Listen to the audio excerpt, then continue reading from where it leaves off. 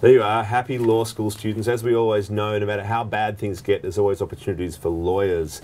And that seems to be playing out in the way that law schools themselves are bidding, it seems, with scholarships and the like for top students.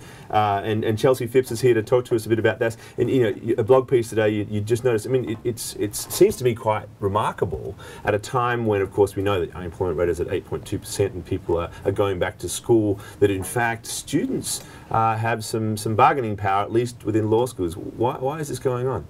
Well, the key is that this is a good time to go to law school, but it's not a good time to come out of law school. Okay. So, and that probably isn't going to change anytime soon. And so students or prospective students are starting to really question the value proposition of going to law school. You know, is it going to be worth the projected 200 grand in debt?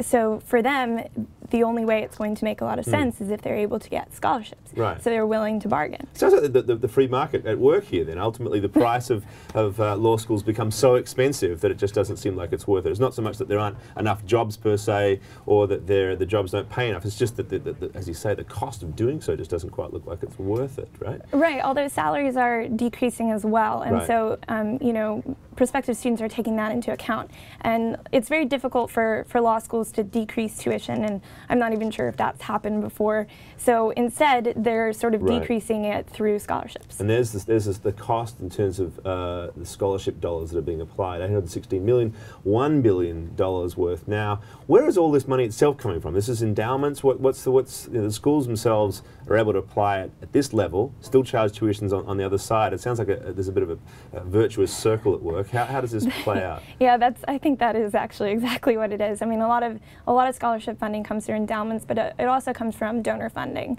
So a lot of schools are going to their alumni networks and they're going to their donors and they're saying, our graduates are having a hard time getting jobs and they're having a hard time getting the salaries they've had in the past. So we need your help. And so that's how they're funding a lot of these scholarships. And with the scholarships, you can bring in the best students, which I presume gets you the best jobs, which then builds the reputation, the prestige of the school and so forth, right? And law schools operate in a prestige market, so that's extremely important.